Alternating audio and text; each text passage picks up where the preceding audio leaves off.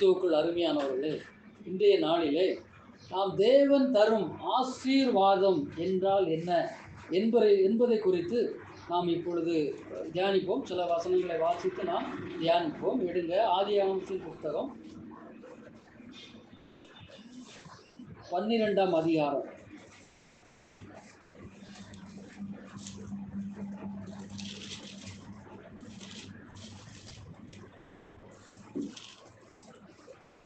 ஒன்றிலிருந்து 7 வரைக்கும் மாறி மாறி வாசிப்போம். நம்ம இதில் வாசிங்க, அதுக்கப்புறம் வாசிங்க.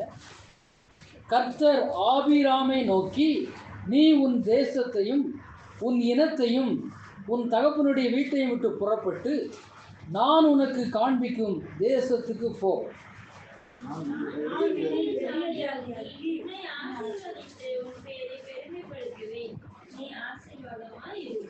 உன்னை ஆசீர்வதிக்கிறவர்களை ஆசீர்வதிப்பேன், உன்னை சபிக்கிறவனை சபிப்பேன், பூமியில் உள்ள வம்சங்கள் எல்லாம் உனக்கு ஆசீர்வதிக்கப்படும் என்றார்.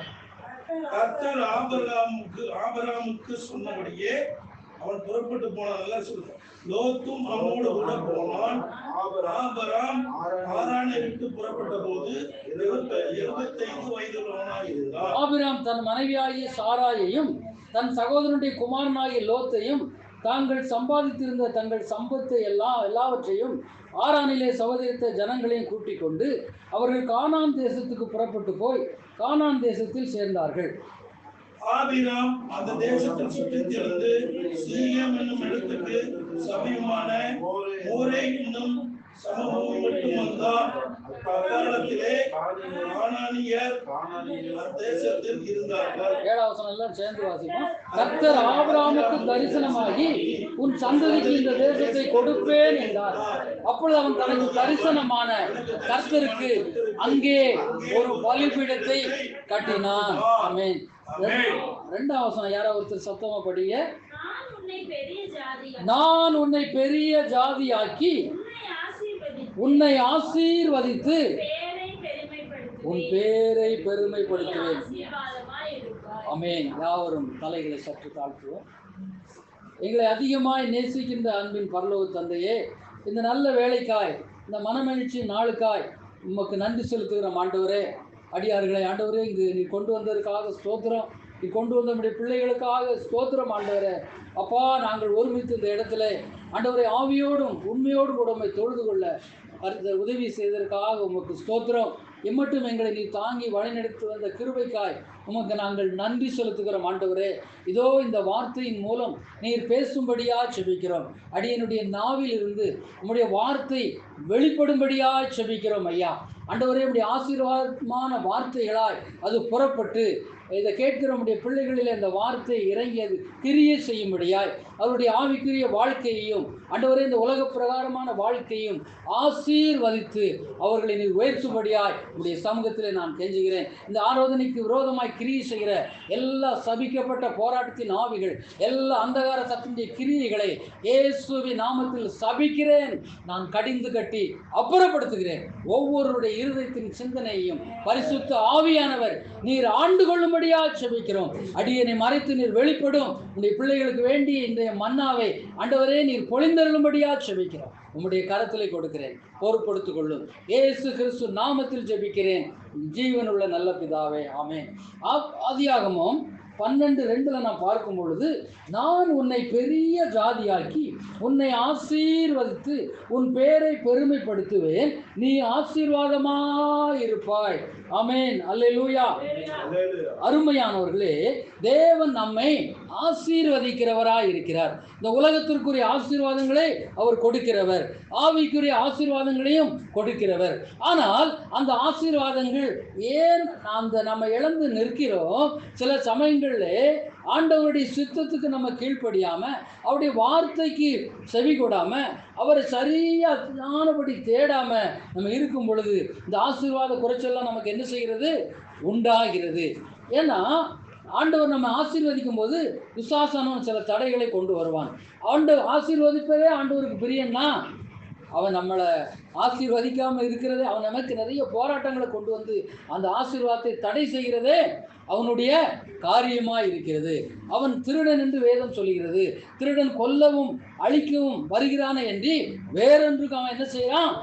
நானோ ஆடுகளுக்காக ஜீவனை கொடுக்க வந்தேன் என்று தேவன் சொல்லுகிறார். அல்லேலூயா, அல்லேலூயா. பாருங்க, இந்த ஆபிரகாம் ஆசீர்வதிக்கப்பட்ட ஒருவராய் காணப்பட்டார். அவர்களே, அவர் விசுவாசத்தின் தகப்பன் என்று அழைக்கப்பட்டார். தேவனை தேடுகிற ஒரு சந்ததியாய் காணப்பட்டார். ஆமென். அந்த பாருங்க, இந்த வம்சத்துல இந்த தேவன் ஆபிரகாமை விசேஷித்த விதமாக அவர் தெரிந்து கொண்டார். ஜலப்பிரளயத்துக்கு பின்பு நோவாவுக்கு எத்தனை பேர் பிறந்தாங்க? சேம், காம், யாப்பேத்து. அதுல அந்த காம்ங்கிறவன் எங்க போனா? எகிப்துல போய் குடியிருந்தான். சங்கீதக்காரன் தாவீது அழகா சொல்லியிருக்காரு, தேவன் தன்னுடைய ஜனங்களை காமின் தேசத்துல இருந்து, அடிமைத்தனத்திலிருந்து வெளியே கொண்டு வந்தாரு. பாருங்க, இந்த தாவீது ராஜாவின் இவனுடைய காலம், தாவீதினுடைய காலம் வந்து கிறிஸ்துவ முற்பட்ட 500 700 ஆண்டு. பாருங்க, தேவன் அவருக்கு இந்த வெளிப்பாட்டை கொடுத்திருந்தார். ஆமென். அப்போ ஆபிரகாமுடைய தகப்பனை பற்றி வேதத்தில் சொல்லப்பட்டிருக்கிறது. அவன் பேர் தோராகு. அவன் வேறே தேவர்களை சேவித்தான். பாருங்க, ஆனால் பாருங்க, பயங்கரமான அவன் ஒரு விக்கிரக ஆராதனைக்காரன் இருந்தான். சில வேத ஆராய்ச்சியாளர்கள் சொல்றாங்க அவன் ஒரு ஸ்தபதியா இருந்தான். சிலை அதை உருவாக்குறவனாக, சிலையை உண்டு பண்ணுகிறவனாக இருந்தான். பாருங்க, அந்த சந்ததியில தேவன் ஆபிராமை தெரிந்து கொள்கிறார். ஆபிராம் தேவ பக்தி உள்ளவனாய் இருந்தான். அதனால்தான் ஆண்டவர் தெரிந்து கொண்டார். வேதம் சொல்லுகிறது, தேவ பக்தி உள்ளவர்களை தேவன் சிநேகிக்கிறவராய் இருக்கிறார். அல்லேலூயா, அல்லேலூயா. அவர் என்ன சொல்றாரு? நான் உங்களை என்னை தேடினா நீங்க கண்டடைவீங்க, என்னை விட்டு விட்டீர்களாவில் நான் உங்களை. இந்த சபையில் நன்மை பெற்ற சிலர் இன்னைக்கு இங்கே வரல. ஆனால் அதை குறித்து கவலைப்பட வேண்டாம்னு ஆவியானவர் சொல்லுகிறார். பின்வாங்கி போவானே ஆனால், பின்வாங்கி போவாளே ஆனால் அவன் மேல் என் ஆத்மா என்ன செய்யாது? பிரியமாய் இருக்காது. அவங்களுக்கு ஒரு வாய்ப்பு என்ன செய்யப்பட்டிருக்கு? கொடுக்கப்பட்டிருக்கு. ஆண்டவர் சொல்லுகிறார், என் நாமத்திலிருந்து போய் என்ன செய்யுங்க? சொல்லுங்க. அவன் ஏற்றுக்கொள்ளட்டும், இல்லைன்னா அவன் கால் தூசிய அந்த இடத்துல உதறிட்டு வந்துருங்க அப்படின்னு சொல்றாரு. என் நாமத்து நிமித்தம் நீங்கள் நிந்திக்கப்பட்டால் பாக்கியவான்களாய் இருப்பீர்கள். அல்லேலூயா, அல்லேலூயா. எவ்வளவு பெரிய பட்டணத்துல அருமையான ஐயா அவங்க எசேக்கியாவை ஆண்டவர் தெரிந்து கொண்டிருக்கிறார். அல்லேலூயா. ஆனா ஆண்டவருடைய ஒரு பெரிய கிருபை அந்த காலத்திலே எழுதப்பட்டிருக்கிறது. நான் இன்னைக்கு நேற்று அல்ல, பூர்வீகத்திலே உங்களை தெரிந்து கொண்டேன் என்று கர்த்தர் சொல்கிறார். இந்த உலக தோற்றத்துக்கு முன்பதாகவே நம்மை பெயர் சொல்லி அழைத்து வைத்திருக்கிற தேவன், தாயின் கருவிலே நம்மை கண்ட தேவன். அல்லேலூயா, அல்லேலூயா. கர்த்தரால் நீங்கள் ஆசீர்வதிக்கப்பட்டவர். வேதம் சொல்லுகிறது, கர்த்தரை தெய்வமாக கொண்ட ஜனம். ஆபிரகாமை ஆண்டவர் விசேஷித்த விதமாக ஆசீர்வதித்தார். என்னென்ன ஆசீர்வாதங்கள்லாம் அவருக்கு உண்டாயிருந்தது, தேவனுக்கு கீழ்ப்படுத்தியதுனால எப்படியெல்லாம் அவர் வாழ்ந்தார், அவர் மூலம் ஆண்டவர் என்னென்ன காரியங்கள்லாம் பண்ணாருங்கிறத நம்ம பார்க்கலாம். ஆதியாகம புஸ்தகம் 12:2 படிங்க. 12:2. நான் உன்னை பெரிய ஜாதியாக்கி உன்னை ஆசீர்வதித்து உன் பேரை பெருமைப்படுத்துவேன். நீ ஆசீர்வாதமா இருப்பாய். அருமையானவர்களே, கர்த்தருக்கு கீழ்ப்படிந்தவர்களாக நாம் காணப்படும் பொழுது நம்மை அவர் பெருமைப்படுத்துகிறவராய் இருக்கிறார். அல்லேலூயா, அல்லேலூயா. நம்மை பெயர் சொல்லி அழைத்த தேவன். அல்லேலூயா. எனக்கு அநேக முறை ஆண்டவர் பேசி இருக்கிறார், நீ என் கரங்களில் கிடக்கிற ஒரு முத்திரை மோதிரமாய் இருக்கிறார். அல்லேலூயா. சித்திரையே, என் முத்திரையே, என் புத்திரனேன்னு சொல்லி கூப்பிடுவார். அல்லேலூயா. அப்போ ஒவ்வொரு மனிதனையும் ஆண்டவர் நேசிக்கிறவராய் இருக்கிறார், சிநேகிக்கிறவராய் இருக்கிறார். அதனாலதான் அவர் இயேசு என்ற பெயரிலே இந்த பூமிக்கு சிலுவையின் அவதாரம் எடுத்து வந்தார். பாருங்க, ஆபிரகாமுக்கு எப்பேற்பட்ட ஒரு ஆசீர்வாதத்தை கொடுத்தாரு. ஆபிராம், நம்ம முதல்ல படிக்கிற, நல்லா புரிந்து கொள்ள வேண்டும். ஆபிராம், அவன் ஆசீர்வதிக்கப்பட்ட பிறகு அவன் பெயரை எப்படி மாத்தினாரு? ஆபிரகாமாக ஆண்டவர் மாற்றினார். அல்லேலூயா. அது ஒரு ஆசீர்வாதமாய் இருக்கிறது. படிங்க, ஆதியாகம புஸ்தகம் 17ஆம் அதிகாரம் 5ஆம் வசனம் படிங்க. 17:5.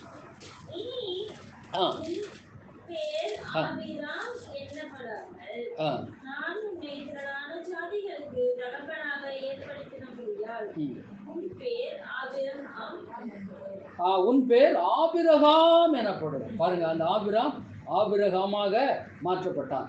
4ஆம் வசனத்தை படிங்க. அது இதுல நான் உன்னோடே பண்ணுகிற என் உடன்படிக்கை என்னவென்றால் நீ திரளான ஜாதிகளுக்கு தகப்பனாவாய். பாருங்க, அது மட்டுமல்ல, அடுத்த வசனம் 6ஆம் வசனம், உன்னை மிகவும் அதிகமாய் பலுக பண்ணி உன்னிலே ஜாதிகளை உண்டாக்குவேன்,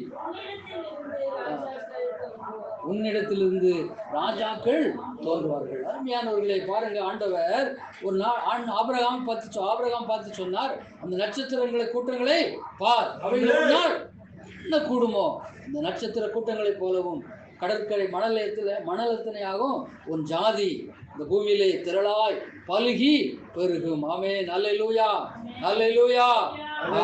அப்போ ஆண்டவர் ஆபிரகாமின் சந்ததியை இந்த பூமியிலே திரளாய் பெருக பண்ணியிருக்கிறார். அந்த ஆபிரகாமுக்கு உள்ள ஆசீர்வாதம் நமக்கும் உண்டு. பாருங்க, ஆபிரகாமிலிருந்து பல ஜாதிகள் தோன்றிருக்காங்க. அந்த இஸ்ரவேலின் ராஜரீக வித்து இன்று புற ஜாதிகளுக்குள்ளே கலந்திருக்கிறது. ஆமென், அல்லேலூயா, அல்லேலூயா. அவருடைய சீசன் தோமாவை எங்க அனுப்பினாரு? தமிழ்நாட்டுக்கு வந்தாரு. 12 சீசன்ல ஒருத்தர் தோமா தமிழ்நாட்டுக்கு வந்தார். காரணம் என்னன்னா, தேவனுடைய வெளிப்பாட்டை பெற்றுதான் அவர் எங்க வந்தாரு? தமிழ்நாட்டுக்கு வந்தாரு. ஆண்டவருடைய வெளிப்பாட்டை பெற வர முடியும். கேரளாவுக்கு வந்து இறங்கினார். இன்னைக்கு தமிழ்நாட்டிலும் இஸ்ரவேல் கோத்திரங்கள் இருக்காங்க. என்ன செய்யறாங்க? இருக்கிறாங்க. நமக்கு தெரியாது. அங்கிருந்து வழி தப்பி இஸ்ரவேலர்கள் பல நாடுகள் இஸ்ரவேல் நாட்டின் மேல படையெடுத்து ஜனங்கள் அங்கங்க 4 பக்கமும் செதறி போனாங்க. தேவனுடைய வார்த்தைக்கு கீழ்ப்படியாம, தேவனை சேவிக்காம அவங்க பின்வாங்கி வேறு தேவர்களை சேவித்தனால அவர்களை பூமியின் ராஜ்யம் அங்கும் ஆண்டவர் செதற பண்ணினார். அப்போ தோமாவை ஆண்டவர் பார்த்து சொல்லும் போதும் அதில் என்ன சொன்னாரு? நீங்க யூதர்கள் இடத்துக்கு போகாமல் காணாமல் போன இஸ்ரவேல் வீட்டாளத்துக்கு போங்க அப்படின்னாரு.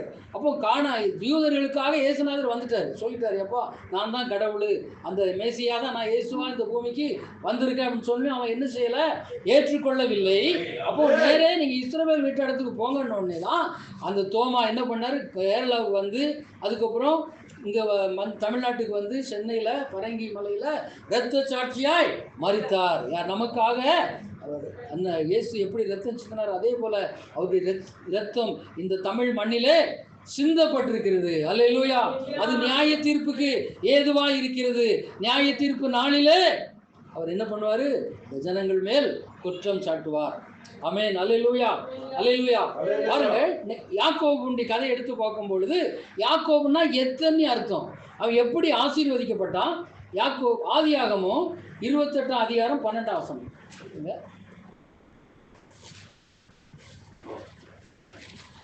ஆதியாகமும் 28:12 படிங்க, எடுத்துங்க. அங்கே அவன் ஒரு சொப்பனம் கண்டான். இதோ ஒரு ஏணி பூமியிலே வைக்கப்பட்டிருந்தது. அது நுனி வானத்தை எட்டி இருந்தது. அதிலே தேவதூதர் ஏறுகிறவர்களும் இறங்குகிறவர்களாக இருந்தார்கள். பாருங்க, அந்த யாக்கோபுன்னு சொன்னா என்ன பேரு? எத்தன் அப்படின்னு சொல்லி பேரு. அவன் ஆசீர்வதிக்கப்பட்ட பேரு என்ன பேரு?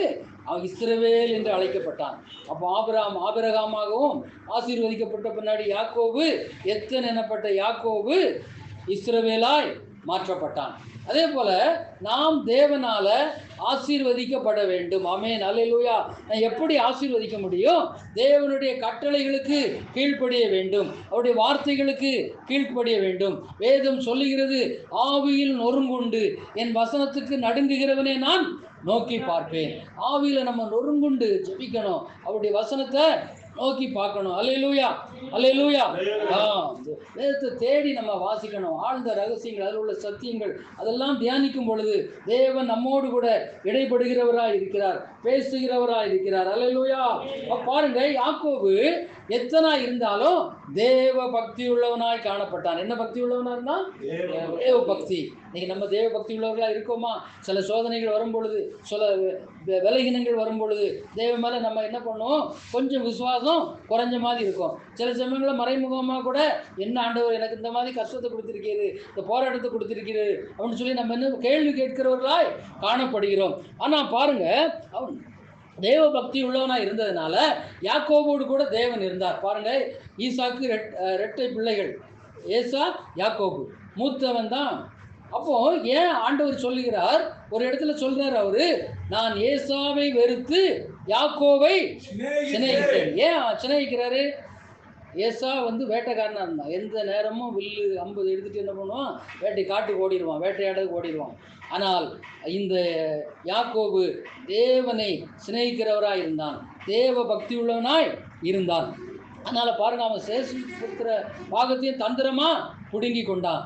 கடைசியா இவனுக்கு ஏசாவுக்கு வர வேண்டிய ஆசீர்வாதத்தையும் ஆட்டுத்தோலை போர்த்துட்டு போய் தவப்பகிட்டு இருந்து அந்த ஆசீர்வாதத்தை வாங்கிட்டான். உடனே இவன் தன் சகோதரன் பாராம இவன் இப்படியா கொன்னுடணும்னு சொன்னோடனே தன் தாயின் ஆலோசனைப்படி தன் மாமனாருடைய லாபானுடைய தேசத்துக்கு போகிறான். இன்றைக்கு இருக்கிற சீரியா தேசத்து பக்கத்தில் அங்கே போகிறான். போகும்போது வனாந்திரத்தின் வழியாக பிரயாணம் பண்ணும்போது இரவு நேரம் ஆகுது. அப்போ தான் அவன் என்ன பண்ணுதான், அந்த இடத்துல படுத்துட்டு அவங்க ஆண்டவரை பார்த்து முறையிட்டு இருப்பான். அங்கே பாருங்க, படுக்கும்போது ஒரு சொப்பனம், ஆண்டவர் ஒரு சொப்பனம் கொடுத்தாரு. அல்லேலூயா. இன்னைக்கு நம்மோடு கூட ஆண்டவர் சொப்பனத்தில் பேசுகிறவராய் இருக்கிறார். உங்களுக்குள்ளே ஒருவன் தீர்க்கதரிசியாய் இருந்தால் கர்த்தராய் நான் அவனுக்கு தரிசனத்தில் அவனுக்கு வெளிப்படுத்தி சொப்பனத்தில் அவனோடு கூட பேசுவேன் என்று சொல்லுகிறார். அப்போ பாருங்க, அப்போ தேவ பக்தியா இருக்கும்போது இந்த ஆவிக்குரிய ஆசீர்வாதங்கள் நமக்கு கிடைக்கும். அப்போ ஒரு ஏணி பூமியில் வைக்கப்பட்டிருக்கு. அதன் நுனி, அந்த ஏணியினுடைய நுனி வானத்தை எட்டி இருக்குது. அதிலே தேவ தூதர்கள் ஏறுகிறவர்களும் இறங்குகிறவர்களுமாய் காணப்பட்டார்கள். ஆமென், அல்லேலூயா, அல்லேலூயா.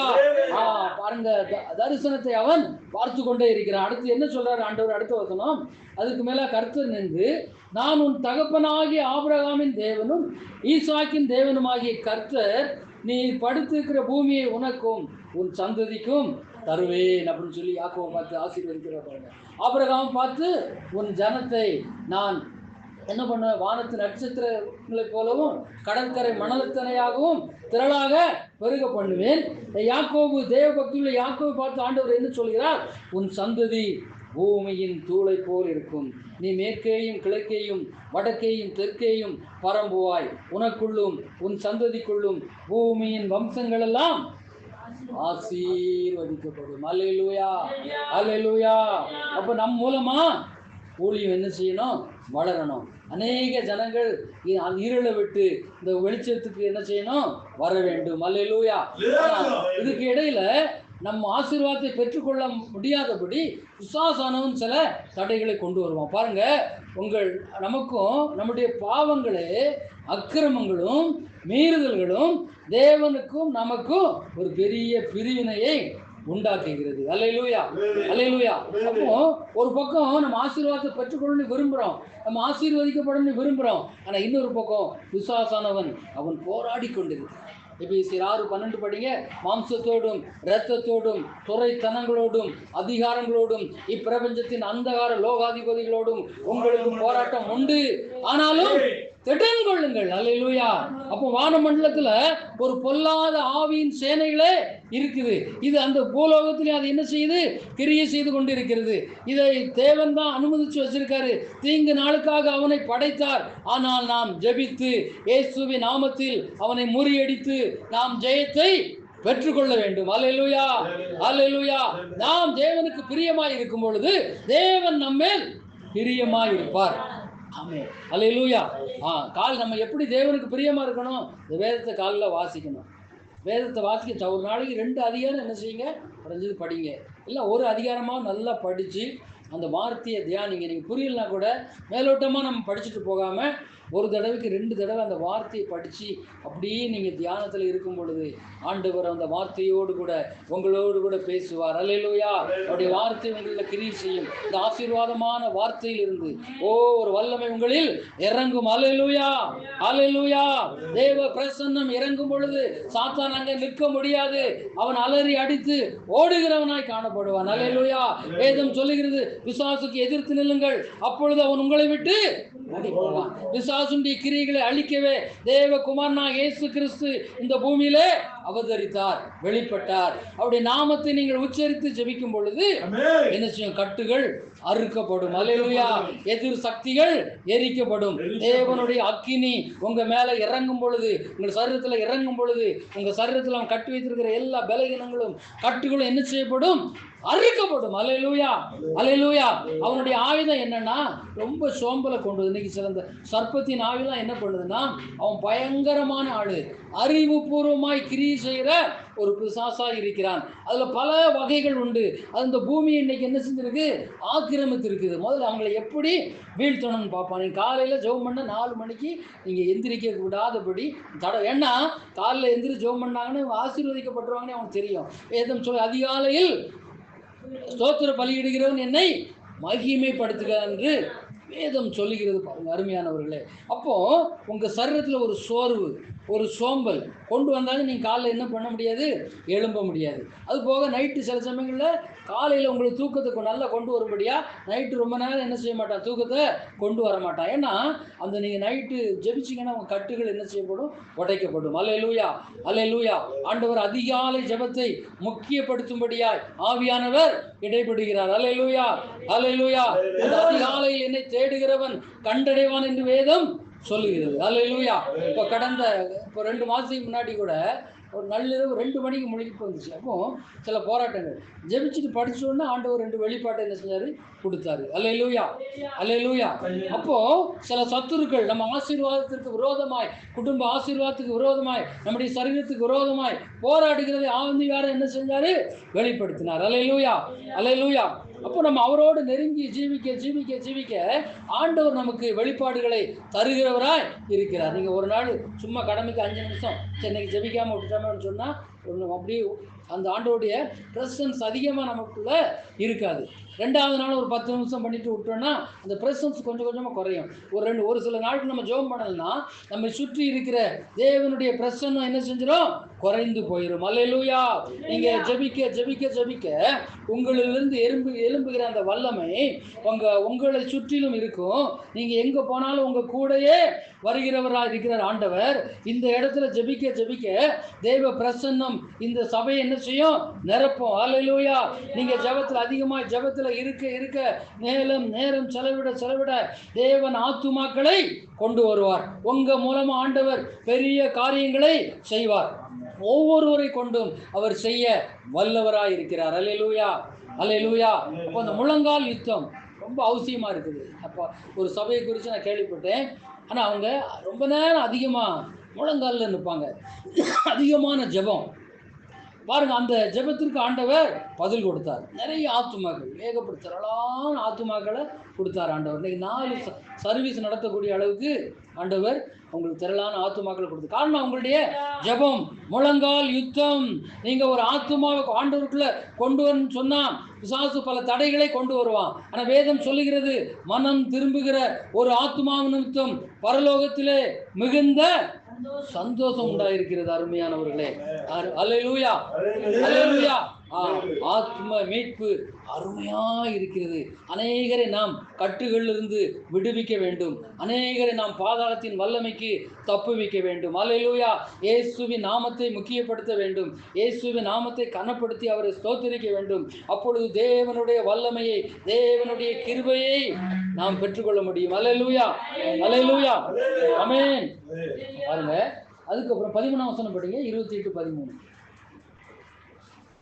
அதற்கு மேலாக கர்த்தர் நின்று, நான் உன் தகப்பனாகிய ஆபிரகாமின் தேவனும் ஈசாக்கின் தேவனும் ஆகிய கர்த்தர், நீ படுத்திருக்கிற பூமியை உனக்கு உன் சந்ததிக்கும் தருவேன். உன் சந்ததி பூமியின் தூளை போல இருக்கும். உன் சந்ததி பூமியின் தூளை போல் இருக்கும். நீ மேற்கேயும் கிழக்கேயும் வடக்கேயும் தெற்கேயும் பரம்புவாய். உனக்குள்ளும் உன் சந்ததிக்குள்ளும் பூமியின் வம்சங்கள் எல்லாம் ஆசீர்வதிக்கப்படும். பூமியின் வம்சங்களை எல்லாம் ஆசீர்வதிப்பேன் சொல்ல. இன்னைக்கு நம்ம மூலமா அநேகர் என்ன செய்யணும்?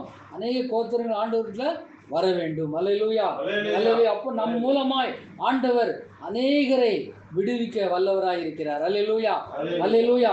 உங்களுக்கு போய் சொல்லுங்க. நம்ம ஏற்றுக்கொண்டா ஏற்றுக்கொள்ளட்டும். 10 பேருக்கு சொன்னா 2-3 பேர் அதை என்ன பண்ணுவாங்க? அந்த சுவிசேஷத்தை ஏற்றுக்கொள்வாங்க. ஆமென். இன்னைக்கு அநேக ஜனங்கள் அநேக சபைகளிலே கட்டுகளோடு இருக்காங்க. சத்தியம் இல்லாதபடியினால் விடுதலை இல்லாமல் என்ன செய்கிறாங்க? இருக்காங்க. அல்லேலூயா, அல்லேலூயா. பாருங்க 15ஆம் வசனத்துல, நான் உன்னோட இருந்து நீ போகிற இடமெல்லாம் உன்னை காத்து இந்த தேசத்துக்கு உன்னை திரும்பி வர பண்ணுவேன். நான் உனக்கு சொன்னதை செய்யும் அளவும் உன்னை கைவிடுவதில்லை என்றார். அல்லேலூயா. எவ்வளவு பெரிய கிருபை பாருங்க. அப்போ தேவன் யாக்கோபு தேவனுடைய கிருபையை பெற்ற ஒரு மனிதனாக காணப்பட்டான். ஆமென். அவர் என்ன சொல்றாரு? ஆண்டவருடைய கிருபை நாம் பெற்றுக்கொண்டா நம்ம கூட இருப்பாராம். நீங்க ஊழியத்துக்கு போக இடமெல்லாம் உங்க கூட வருவார். கர்த்தர் உங்க கூட வரணும். ஆவியானவர் உங்க கூட இருக்க வேண்டும். அல்லேலூயா. இந்த தேசத்துக்கு உன்னை திரும்பி வர பண்ணுவேன். நான் உனக்கு சொன்னதை செய்யும் அளவும் உன்னை கைவிடுவதில்லை. அல்லேலூயா, அல்லேலூயா. தேவன் இடைப்பட்டார். அருமையானவர்களே, அந்த யாக்கோபோடு கூட எப்படி தேவன் இடைப்பட்டாரோ அதே போல நம்மோடு கூட கர்த்தர் இடைப்பட வேண்டும். ஆமேன். கர்த்தர் இடைப்பட வேண்டும். ஆமேன். அல்லேலூயா. ஆதியாகமம் 28:14 படிங்க. 28:14 27 29 29 ஜனங்கள் உன்னை சேவிக்கவும் ஜாதிகள் உன்னை வணங்கவும் கடவர்கள். உன் சகோதரருக்கு எஜமானா இருப்பாய். உன் தாயின் பிள்ளைகள் உன்னை வணங்குவார்கள். அல்லேலூயா. பாருங்க, இன்னைக்கு தேவன் அந்த யாக்கோபு எத்தனான யாக்கோபு ஆசீர்வதிக்கப்பட்டவர் என்ன சொன்னாரு? உன் பேர் இனி இஸ்ரேல் எனப்படும், இஸ்ரவேல் எனப்படும். ஆபிரகாம் யாக்கோபு இஸ்ரவேலாய் மாறினான். இன்னைக்கு இஸ்ரவேல் நாடு ஒரு சின்ன நாடு தான். நிறையா அவன் இன்னைக்கும் பாருங்க, நிறைய பேர் இயேசுவை தெய்வமாக என்ன செய்ய மாட்டான்? ஏற்றுக்கொள்ள மாட்டான். மேசியா மேசியா மேசியான்னு தான் சொல்கிறான். ஆனால் கடைசி நாட்களிலே சுவிசேஷம் அந்த பக்கமாக என்ன செய்யும்? திரும்பும். ஆமென். புறஜாதிகள் சபை எடுத்துக்கொள்ளப்படும் பொழுது சுவிசேஷம் யூதர்களை நோக்கி திரும்பும். அல்லேலூயா, அல்லேலூயா. பாருங்க, இன்னைக்கு கிட்டத்தட்ட ஒரு 85 லட்சம் ஜனங்கள் தான் இருக்காங்க. தமிழ்நாட்டில் ஒரு 3 மாவட்டம் தான், 3 மாவட்டம் சேர்ந்ததான் இஸ்ரேல். ஆனாலும் தேவனுடைய கிருபை அங்கே இருக்கிறது. அல்லேலூயா. சுற்றி வரைக்கும் உள்ள அவங்க எதிரி நாடு தான். ஆனால் என்ன அடித்து நொறுக்கிற அந்த கெப்பாசிட்டி யாரோட செஞ்ச உடன்படிக்கை? அவன் தேவபக்தி அவன் என்ன பண்ணுறான்? இயேசுவை நம்புவதில்லை, ஆனால் மேசியாவை நம்புதான். ஆனால் ஆபிரகாம், ஈசாக்கு, யாக்கோபோடு செய்த உடன்படிக்கை நிமித்தம் கர்த்தருடைய கிருபை அங்கு விட்டு விலகாமல் இருக்கிறது. ஆமென். அல்லேலூயா, அல்லேலூயா. அதே போல ஒரு குடும்பத்துல ஒரு நபர் ரட்சிக்கப்பட்டா அந்த குடும்பம் முழுவதும் ஆண்டவர் கிருபை இருக்கிறது. அந்த குடும்பத்தை எப்படியாவது ஆண்டவர் கொண்டு வருகிறவராக இருக்கிறார். அல்லேலூயா.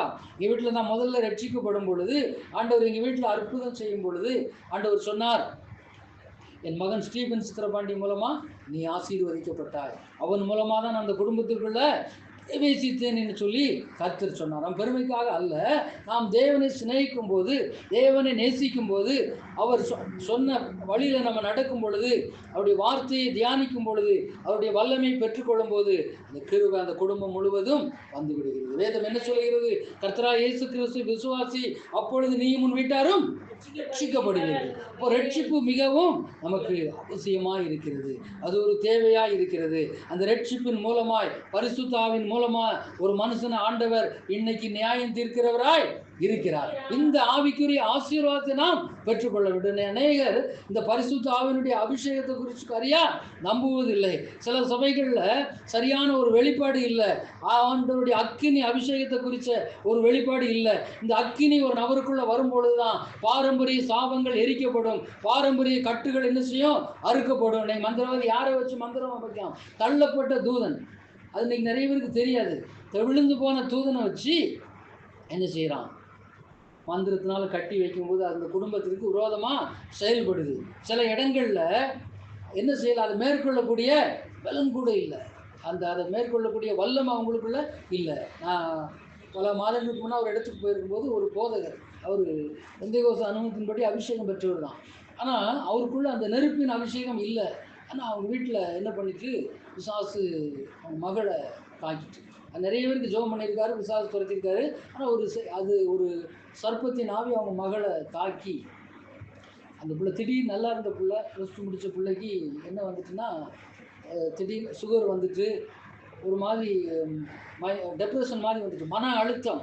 அதுதான் ரகசியமாக போய் சொல்லி கை வைக்கும்போது அது என்ன செஞ்சு கீழே விழுந்துச்சு சர்ப்பம். 2 தடவை ஜெபம் பண்ணி விட்டேன். பிறகு அது கிளியர் ஆயிடுச்சு. அல்லேலூயா. அவன் என்ன பண்ணுவான்?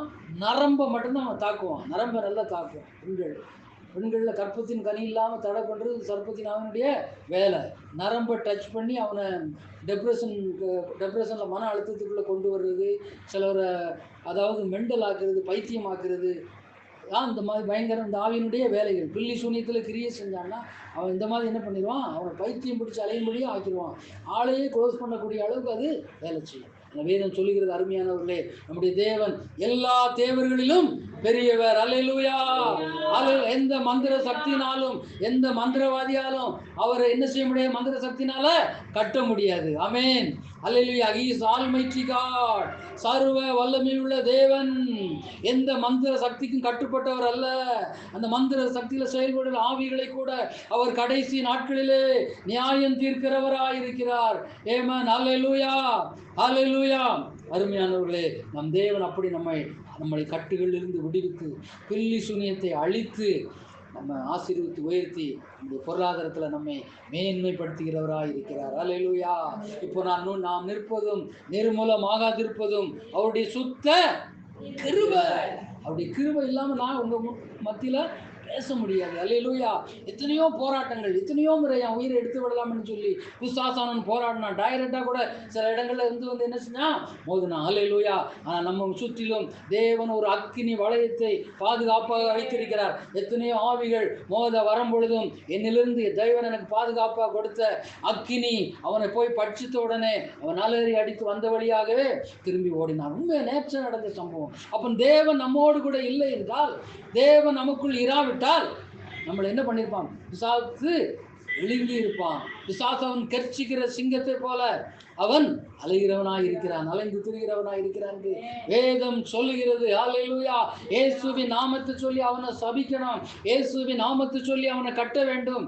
அப்பொழுது தேவன் உங்களுக்கு வெற்றியை கொடுப்பார். அல்லேலூயா. அல்லேலூயா.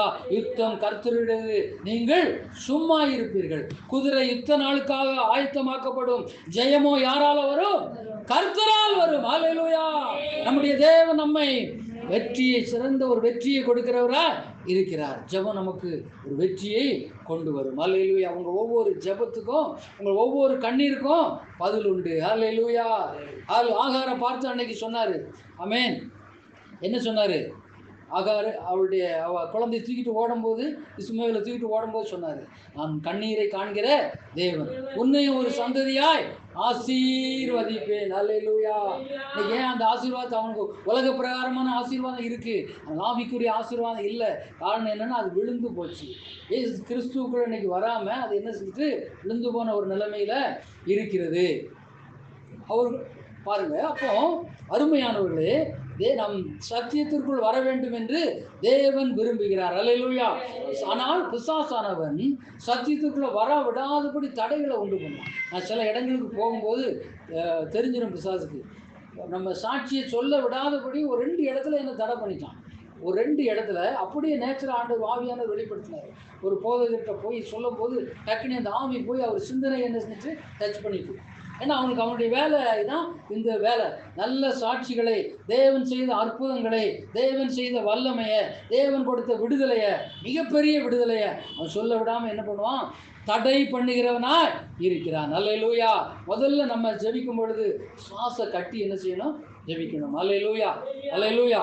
அப்படி ஜெப ஆவி நமக்குள்ள ஊற்றப்பட வேண்டும். அப்படி விண்ணப்பத்தின் ஆவி நமக்குள்ள ஊற்றப்பட வேண்டும். அப்பொழுது நம்மை கொண்டு பெரிய காரியங்களை ஆண்டவர் செய்வார். அல்லேலூயா, அல்லேலூயா. சங்கீதம் 3:8 படிங்க.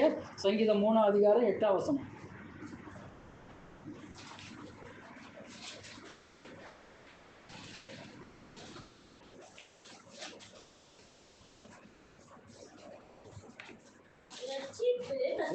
ரட்சிப்பு கர்த்தருடையது, தேவருடைய ஆசீர்வாதம் ஜனத்தின் மேல் இருப்பதாக. அப்போ அவருடைய ஆசீர்வாதம் யார் மேல இருக்குது? கர்த்தருடைய ஜனத்தின் மேல் இருக்கிறது. கர்த்தருடைய ஜன உங்கள் மேல அவருடைய ஆசீர்வாதம் வைக்கப்பட்டிருக்கிறது. ஆசீர்வாதம் அதை என்ன செய்ய முடியாது? தட்டி பறிக்க முடியாது. அவன் சில சோதனைகளை கொண்டு வருவான், சில வேதனைகளை நம்ம கொண்டு வருவான். ஆனாலும் வேதம் சொல்லுகிறது, சோதனைகளை சகிக்கிற மனுஷன் பாக்கியவான். அல்லேலூயா, அல்லேலூயா. யோபனுடைய வாழ்க்கையை எடுத்துக்கிறதுங்க, எவ்வளவு சோதனை கொடுத்தான், இவ்வளவு வேதனை கொடுத்தான். இப்போ நமக்குலாம் அப்படி வந்துச்சுன்னா நம்ம ஆண்டவரே இல்லைன்னு சொல்லி நிறைய பேர் என்ன பண்ணிடுவாங்க? மறுதளிச்சிருவாங்க. அருமையானவர்களே பாருங்க, அவன் அந்த சூழ்நிலையிலையும் அவன் கடைசியாக தன்னுடைய சிநேகிதர்களுக்காக வேண்டும் பாருங்க. அவனே ரொம்ப சாக கிடக்கூடிய சிச்சுவேஷனில் இருக்கான். உடம்பெல்லாம் புண்ணு, துர்நாற்றம், அப்புறம் ஓட்டை எடுத்து சரீரத்தில் சொரிஞ்சிக்கிட்டு இருக்கான். ஆனாலும் தன் சிநேகிதருக்காக வேண்டுதல் செய்ய போது அவன் சிறையிருப்பை ஆண்டவர் மாற்றினார். அல்லேலூயா. முன் இருந்ததை விட இரட்டத்தனையான ஆசீர்வாதம் அவனுக்கு உண்டாயிருந்தது. இன்னைக்கு நம்முடைய சிறையிருப்பில் நம்ம இருக்கிறோமா? ஆண்டவர் அதை மாற்ற வல்லவராய் இருக்கிறார். அல்லேலூயா. அந்த யோபை போல நாம் மற்றவர்களுக்காக வேண்டுதல் செய்யும் பொழுது தேவன் உங்களுடைய சிறையிருப்பை மாற்றுகிறவராய் இருக்கிறார். உங்களுடைய ஆசீர்வாதம் நீங்கள் இழந்து போனதை திரும்ப பெற்றுக் கொள்வீர்கள். அல்லேலூயா. உங்களுக்கு எதிரானவர்கள் எல்லாம் அவர்களை சமாதானமாகும்படி செய்வார். அல்லேலூயா. உங்கள்கிட்ட அவங்க எதிரிகள் உங்ககிட்ட சரண்டர் ஆகும்படி ஆண்டவர் செய்வார். ஆண்டவர் நினைச்சா இதை என்ன செய்ய முடியும்? கண்டிப்பா செய்ய முடியும். அல்லேலூயா, அல்லேலூயா. படிங்க நீதிமொழிகள் 10:22. நீதிமொழிகள் 10:22. 10:22. கர்த்தரின் ஆசீர்வாதமே ஐஸ்வர்யத்தை தரும், அதனுடைய அவர் வேதனை என்ன செய்ய மாட்டாரு? நம்ம கஷ்டப்பட்டு உழைச்சாலும் கஞ்சியும் கூழம் குடித்தாலும் அது ஒரு ஆசீர்வாதத்தை நமக்கு தவறான வழிகளில் பொருள் சேர்த்து சம்பாரித்து அநேக பாவத்தையும் சாபத்தையும் நம்ம வாங்குறதை விட கொஞ்சத்தில் நம்ம இருக்கிற ஆசீர்வாதம் நமக்கு ஒரு மேன்மையாக இருக்கும். தேவன் அதோடு வேதனையை கூட்டார். தேவையற்ற செலவுகள் நமக்கு வராது, ஆஸ்பத்திரி செலவுகள் நமக்கு வராது. அல்லேலூயா. நம்ம இருக்கிறதுல நம்ம திருப்திப்பட வேண்டும். கொஞ்சத்தில் உண்மையுள்ளவனாய் இருந்தால் அநேகத்தில் உன்னை நான் அதிகாரியாய் மாற்றுவேன். அல்லேலூயா. பரலோகத்தில் உங்கள் பொக்கிஷத்தை சேர்த்து வைக்க பிரயாசப்படுங்க. பூமியில் சேர்த்து வச்சா அது என்ன பண்ணும்? திருடுகள் கண்ணமிட்டு திடுவார்கள், பூச்சி புழுலாம் அதை என்ன செய்யும்? அரிச்சு போடும். அருமையானவர்களே, உலகத்தில் மனுஷனுக்கு எவ்வளவுதான் அவன் கள்ளத்தனமாக சம்பாதிச்சாலும், அவன் பில்டிங்கை கட்டினாலும், ஒரு நாள் அவன் மரித்து போகும்போது அவன் சேர்த்து வச்ச பணம் அவங்ககிட்ட போகாது. அவன் கட்டின கட்டடங்கள் அவன் கூட என்ன செய்யாது? போகாது. அவனுடைய முடிவு அழிவு. அவன் என்றைக்கும் வெளிச்சத்தை காணாதபடி தன்னுடைய பிதாக்களின் சந்ததியாக இந்த இருளின் சந்ததியை கண்டடைகிறான். அல்லேலூயா.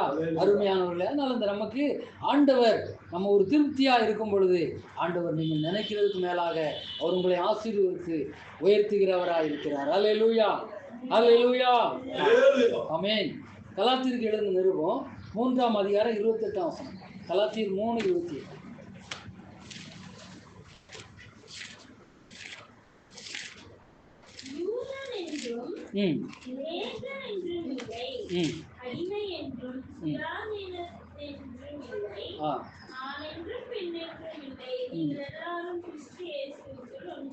ஒன்றாக இருக்கிறார். நம் கிறிஸ்துக்குள்ள வரும்பொழுது நமக்கு ஜாதி ஆண்டவர் அறுத்து இருக்கிறார். அவர் சொல்ற யூதன் என்று இல்லை, கிரேக்கன் என்று இல்லை, அடிமை என்று இல்லை, சுயாதீனம் என்றும் இல்லை, ஆண் என்றும் பெண் என்றும் இல்லை, நீங்கள் எல்லோரும் கிறிஸ்துவுக்குள் ஒன்றா இருக்கிறீர்கள். அல்லேலூயா. அடுத்தது, நீங்கள் கிறிஸ்துவினுடையவர்களானால் ஆபிரகாமின் சந்ததியாராயும் வாக்குத்தத்தத்தின்படியே சுதந்திரராயும் இருக்கிறார். அப்ப நம்ம வாக்குத்தத்தத்தின்படி யாரு? ஆபிரகாமின் சந்ததி. அந்த ஜாதி இந்த ஜாதின்னு இல்லை, நாம் ஆபிரகாமினுடைய சந்ததியாய் இருக்கிறோம். அல்லேலூயா. இது ஒரு ஆவிக்குரிய ஒரு சந்ததியை குறிப்பிடுகிறது. ஆமென். அல்லேலூயா. எபேசியர் 1:3 ஆவிக்குரிய ஆசீர்வாதங்களை குறித்து சொல்லப்பட்டிருக்கிறது. 1:3 நம்முடைய கர்த்தராகிய இயேசு கிறிஸ்துவின் பிதாவாகிய தேவனுக்கு ஸ்தோத்திரம், அவர் கிறிஸ்துவுக்குள் உன்னதங்களிலே ஆவிக்குரிய சகல ஆசீர்வாதத்தினாலும் நம்மை ஆசீர்வதிக்கிறார். ஆவிக்குரிய சகல ஆசீர்வாதம். நீங்கள் பாருங்க, தேவனுடைய ரட்சிப்பையும் கண்டடைந்து தேவனுடைய ஆவியை என்ன செஞ்சிருக்கீங்க? பெற்றிருக்கீங்க. தேவனுடைய ஆவியை பெற்ற மனுஷன் அது ஒரு மனுஷன் உண்டோ? அல்லேலூயா. அந்த ஆவி சாதாரணமானது அல்ல, ஒரு மனுஷனை நியாயம் தீர்க்கிறது. எபேசியர் 4:30 சொல்கிறது, நீங்கள் மீட்கப்படும் நாளுக்கென்று முத்திரையாக பெற்ற பரிசுத்த ஆவி என்று சொல்லப்பட்டிருக்கிறது. நம்ம மீட்கப்பட வேண்டும் என்றால் இந்த பரிசுத்த ஆவி நமக்கு அவசியமாக இருக்கிறது. அல்லேலூயா. யோவான் 3:5 இயேசுவே சொல்லுகிறார், ஒருவன் ஜலத்தினாலும் ஆவியினாலும் பிறவாவிட்டால் அவன் தேவனுடைய ராஜ்யத்துக்குள்ள என்ன செய்ய மாட்டான்? பிரவேசிக்க மாட்டான். பாருங்க, அப்போ ஜலத்தினால திருமுழுக்கு ஞானஸ்தானம், ஆவியினால பிறக்கிறது பரிசுத்த ஆவியினுடைய ஒரு அபிஷேகம். அருமையானவர்களே, அந்த அபிஷேகத்தை குறித்து ஆண்டவர் சொல்லுகிறார். இந்த அபிஷேகம் ஒரு மனுஷனை நாளைக்கு நியாயம் தீர்க்கிறதா இருக்கிறது. அது கோவிலில் அவனை வாழ வைத்து அவனை நன்மையினால நிரப்பி அது கடைசியா பரலோகத்திற்கும் அவனை கொண்டு சேர்க்கிறதா இருக்கிறது. அல்லேலூயா. முதலாவது பரலோக ராஜ்யத்தையும் அவருடைய நீதியையும் தேடுங்கள், அப்பொழுது இவைகளெல்லாம் உங்களுக்கு கூட கொடுக்கப்படும். ஆமென். அல்லேலூயா. அப்போ இந்த ஆவிக்குரிய ஆசீர்வாதங்களை இந்த பூமியில தேவன் விரும்புகிறார். பழைய ஏற்பாட்டு காலத்தில் அவர் எப்படி இடைப்பட்டார்? தேவபக்தி உள்ளவர்களுக்கு அவர் நன்மை செய்தார், அவங்களை ஆசீர்வதித்தார். ஆபிரகாமின் சந்ததியை பெருக பண்ணினார், யாக்கோபின் சந்ததி யாக்கோப் மூலமாக பெருக பண்ணார். பாருங்க, இந்த ஏசா இஸ்ரவேல் நாட்டில் இல்லை. அவன் என்ன பண்ண, அவனுடைய சந்ததி இன்னைக்கு இருக்காங்க. சிலர் கிறிஸ்தவங்களா நிறைய பேர் இருக்காங்க. ஆனால் மெஜாரிட்டி என்னது? அந்த இஸ்லாம் மார்க்கத்தில் அமைந்து விட்டார்கள்.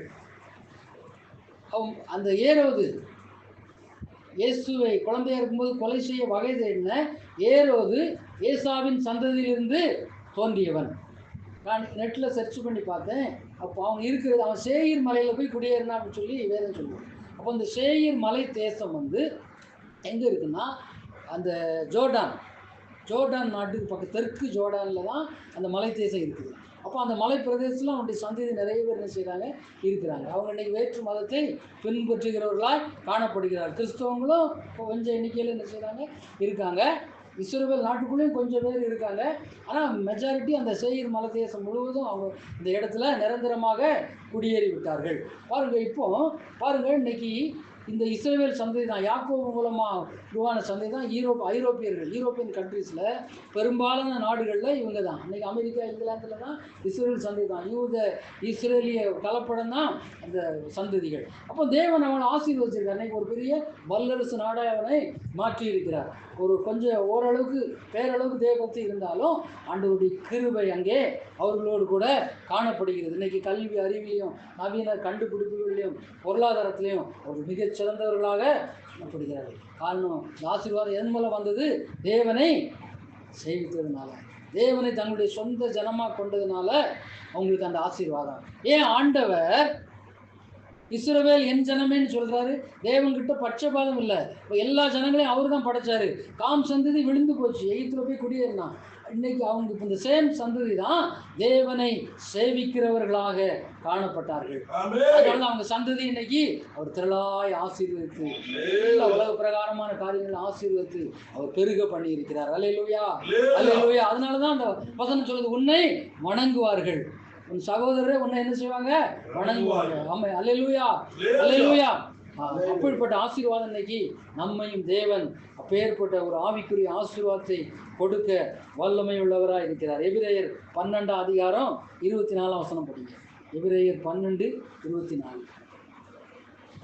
எபிரேயர் 12:24.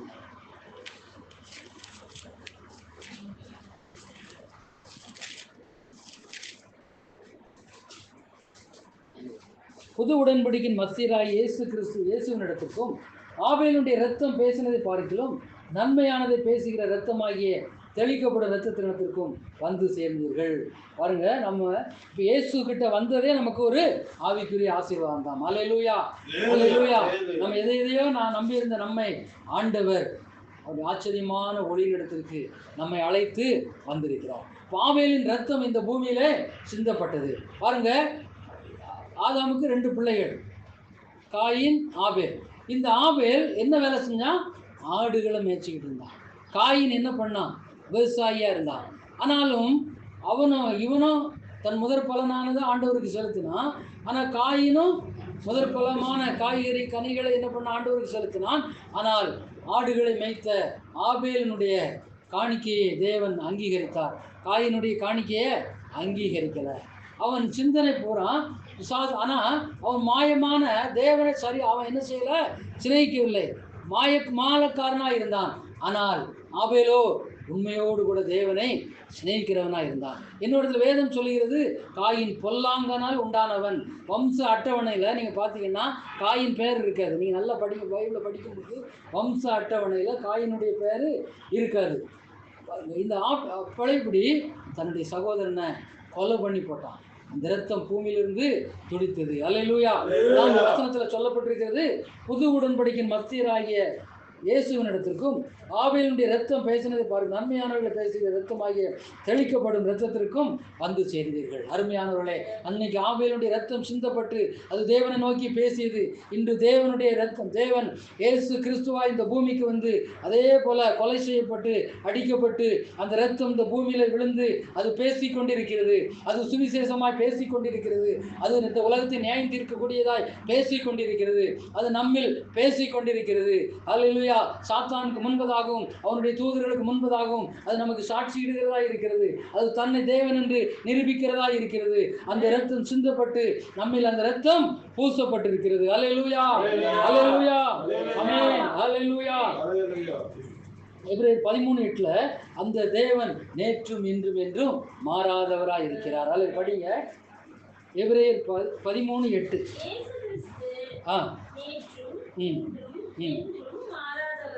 இயேசு கிறிஸ்து நேற்றும் இன்றும் என்றும் மாறாதவர், மாறவே இல்லை. அல்லேலூயா, அல்லேலூயா. ஒரு குரூப் என்ன செய்யுது? பரிசுத்த ஆவி என்னதான் ஊற்றப்படணும் அப்படின்னு சொல்லி காத்துக்கிட்டு இருக்க. என்னதான் ஊற்றப்படுவார்? எப்போ ஊற்றினாரு? முதல் நூற்றாண்டிலே சீசர்கள் காத்திருந்த பொழுது பரிசுத்த ஆவி என்ன செய்யப்பட்டது? ஊற்றப்பட்டது. அக்கினிமயமான நாவுகள் ஒரு மேலே வந்து அமர்ந்து அவர்கள் அந்நிய பாஷைகளை பேசி தீர்க்க தரிசனம் சொன்னார்கள். அல்லேலூயா. இனி ஆண்டவர் வரும்பொழுது பரிசுத்த ஆவி எடுத்துக்கொள்ளக்கூடிய ஒரு காலம் வரும். இப்பொழுது கிருபையின் காலத்தில் நம்ம என்ன செய்யறோம்? ஓடிக்கொண்டிருக்கோம். அதனால தான் அக்கிரமம் பண்றவன், தப்பு பண்ணதவெல்லாம் தப்பித்து கொண்டிருக்கிறான். ஆனால் பாருங்க, ஒரு காலம் வரும், அப்பொழுது அந்நிய பாஷை எடுத்துக்கொள்ளப்படும், பரிசுத்த ஆவி எடுத்துக்கொள்ளப்படும், தீர்க்க தரிசனம் ஓய்ந்து போகும். அல்லேலூயா, அல்லேலூயா. அருமையானவர்களே, ஆண்டவர் நேற்றும் இன்றும் என்று மாறாதவர். பாருங்க, சிலர் இன்னைக்கு பரிசுத்த ஆவியை விசுவாசிக்க மாட்டான். சில சபைகளில் நம்ம என்ன சொல்றாங்கன்னா, விசுவாச பிரமாணம் தான், விசுவாசித்தாலே போதும் அப்படின்னு சொல்றாங்க. சிலர் திராட்சை ரசத்தை குடிச்சோடனே அதை பரிசுத்த ஆவியை பெற்றதுக்கு அடையாளம் சொல்றாங்க. அதெல்லாம் எவ்வளவு ஒரு தவறான ஒரு காரியம் பாருங்க. இதெல்லாம் பிசாசா இருக்கிறது. அது பிசாசினால் உண்டானதா இருக்கிறது. அருமையானவர்களே, அப்போ பாருங்க, தேவன் அப்படி சொல்ல, அவர் நேற்றும் இன்றும் என்று மாறாதவராக இருக்கிறார். அற்புதத்தின் நாட்கள் கடந்து போய்விடவில்லை. தேவன் நம்மை ஆசீர்வதிக்கவே இந்த ஆவிக்குரிய வரங்கள் எல்லாம் கொடுத்திருக்கிறார். அதான் அந்த வசனம் சொல்லுது, அவர் நேற்றும் இன்றும் என்றும் மாறாதவர். அல்லேலூயா. இன்னும் ஒரே வசனத்தை மட்டும் பார்த்துட்டு முடிச்சுக்குவோம். அப்போ நம்ம என்ன செய்ய வேண்டும்? இந்த ஆவிக்குரிய ஆசீர்வாதங்களை பெற்றுக்கொள்ள வேண்டும் என்றால் எபிரேயருக்கு எழுதின நிருபம் 13ஆம் அதிகாரம் 15ஆம் வசனம். எபிரேயர் 13:15. அவருடைய நாமத்து நிமித்தம் உதடுகளின் கனியாகிய ஸ்தோத்திர பலியை அவர் மூலமாய் எப்போதும் தேவனுக்கு செலுத்த கடவோம். அல்லேலூயா. ஆண்டவர் நம்மகிட்ட என்ன விரும்புகிறாருங்க? அவர் ஆட்டை கொண்டா, மாட்டை கொண்டா, தேங்காயை கொண்டான்னு கேட்கல. ஆண்டவர் நம்முடைய உதடுகளின் கனியாகிய ஸ்தோத்திர பலியை கேட்கிறார். பழைய ஏற்பாட்டு காலத்தில் நாம் பார்க்கும் பொழுது இளங்காளைகள் ஆட்டு கடாக்கள் என்ன செய்யப்பட்டது? பலியிடப்பட்டது. ஒரு குடும்பத்தினுடைய பாவத்தை போக்க, சாபத்தை போக்க ஆட்டு கடாக்கள் இளங்காளைகளை பலியாக செலுத்தினார்கள் பலிபடத்தில். அருமையானவர்களே, இன்னைக்கு நம்ம என்னதை செலுத்த வேண்டும்? உதடுகளின் கனியாகிய ஸ்தோத்திர பலி. ஆமென், அல்லேலூயா. தேவனுக்கு உகந்த பிரியமான ஒரு பலியா இருக்கிறது. அப்போ எத்தனையோ காளைகளை பலியிட்டதற்கு அது சமமா இருக்கிறது. ஆண்டவர் என்ன கேட்காரு? உன் இருதயத்தை தான். என் கிறிஸ்து மதத்துக்கு மாறி வந்து சொல்றாரு, உன் மனசை திறந்து கொடு. உனக்காக நான் அடிக்கப்பட்டேன், கல்வாரி சிலுவையிலே என் இரத்தத்தை சிந்தினேன். அந்த இரத்தம், ஆபேலுடைய இரத்தம் எப்படி சாட்சி என்ன தேவனை நோக்கி கதறியதோ அதே போல இந்த இரத்தம், என்னுடைய இரத்தம் இந்த பூமியில சிந்தப்பட்டு அது இந்த பூமி, இந்த உலகத்தை நோக்கி கதறி கொண்டிருக்கிறது. அல்லேலூயா. 45:22 ஆண்டவர் சொல்லுகிறார், பூமியின் எல்லை எங்கும் உள்ளவர்களே, என்னை நோக்கி பாருங்கள், என்னை நோக்கி பாருங்கள், அப்பொழுது நீங்கள் ரட்சிக்கப்படுவீர்கள். நானே தேவன், வேறொருவர் இல்லை, உனக்காய் நான் பலியானான். ஏசாயா புஸ்தகம் 53 படிச்சு பார்த்தீங்கன்னா, நம்முடைய மீறுதல் நிமித்தம் அவர் காயப்பட்டார், நொறுக்கப்பட்டார், அடிக்கப்பட்டார், நமக்கு சமாதானத்தை உண்டு பண்ணும் ஆக்கினை வந்தது, அவருடைய தழும்புகளால் நாம் குணமாகிறோம். அல்லேலூயா. நீங்க ஜெபிக்கும் பொழுது, ஏசப்பா என்னுடைய பாவத்திற்காக, சாபத்திற்காக கல்வாரி சிலுவையிலே நீ சாபமானீர் ஆண்டவரே, அந்த நாமத்தினாலே உன்னுடைய சிலுவையின் மூலம் இந்த சாப கட்டுகளை முறித்து போடும் என்று நீங்கள் தேவனை நோக்கி கதறும் பொழுது, ஓ தேவனுடைய அக்கினி, ஓ தேவனுடைய வல்லமை கரத்திலிருந்து இறங்கி எல்லா பலகீனங்களை நீக்கி போடும். அந்த எலியா கூப்பிட்ட மாத்திரத்திலே வானத்திலிருந்து அக்கினி இறங்கி அந்த பலிபீடத்தில் உள்ள எல்லாவற்றையும் பட்சி சந்துகளை, அந்த இறைச்சிகளை, அந்த சந்துகளை எலியா துண்டு துண்டாக வெட்டி வைத்த அந்த காளையின் அந்த சந்துகளை என்ன செஞ்சது? பட்சித்து போட்டது. அருமையானவர்களே, இப்பொழுது நீங்கள் ஆண்டவரை நோக்கி கூப்பிடும் பொழுது அன்னைக்கு இறங்கி வந்த அதே அக்கினி உங்கள் இருதயமாகிய பலிபீடத்திலே அன்று இறங்கும். அதற்கு முன்பதாக உங்கள் இருதயமாகிய பலிபீடம் சுத்தமாக்கப்பட வேண்டும், பரிசுத்தமாக்கப்பட வேண்டும். நீங்கள் ஆண்டவர் மோசேயை பார்த்து சொன்னார், இன்றைக்கு நாளைக்கோ ஜனங்களை பரிசுத்தப்படுத்தி 3வது நாளிலே நான் பிரத்யட்சமாய் அக்கினியில் இறங்குவேன். நம்முடைய இருதயமாகிய பலிபீடத்தை நாம் சுத்தப்பட வேண்டும், அது பரிசுத்தப்பட வேண்டும். அப்பொழுது தேவனுடைய வல்லமை, தேவனுடைய அக்கினி இதோ உங்களை கடந்து வருகிறதா இருக்கிறது. இதோ தேவனுடைய பிரசன்னம், இதோ இந்த வார்த்தையோடு கூட, இந்த வார்த்தையோடு கூட வல்லமை, ஒரு அக்கினி, தேவ பிரசன்னம் இதோ உங்களை மூடுகிறது. அது இறங்கிக் கொண்டிருக்கிறது, அது இறங்கிக் கொண்டிருக்கிறது. ஹல்லேலூயா, ஹல்லேலூயா. ஒவ்வொரு மேலும் தேவ பிரசன்னம் மூடுகிறது. அருமையானவர்களே, ஒப்பு கொடுங்க. ஏசப்பா என் பலிபீடத்தை நிரப்புங்கன்னு சொல்லி ஒப்பு உங்கள் மேல தேவனுடைய ஆசீர்வாதம் இறங்கி வரும். நீங்கள் ஆசீர்வதிக்கப்படுவீர்கள். நீங்கள் கீழானவர்கள் அல்ல, நீங்கள் மேலானவர்கள். தேவனுடைய கரம் உங்களில் இறங்கு வரும் பொழுது ஒரு அற்புதமான காரியங்கள் நடக்கும், அற்புத செயல்கள் நடக்கும். சபையில நடக்கும், உங்க வீட்டுல நடக்கும், உங்க குடும்பத்துல நடக்கும். உங்களை கொண்டு தேவன் பெரிய காரியங்களை செய்ய வல்லவரா இருக்கிறார். ஆமென். கடைசி நாட்களிலே மாம்சமான யாவர் மேலும் என் ஆவியை ஊற்றுவேன் என்று சொல்லுவார். இப்பொழுதே அந்த நாள் வந்திருக்கிறது, அந்த நாள் சமீபமா இருக்கிறது. யாவரும் ஒப்பு கொடுங்க. கர்த்தர் உங்களை ஆசீர்வதிப்பாராக. ஆமென்.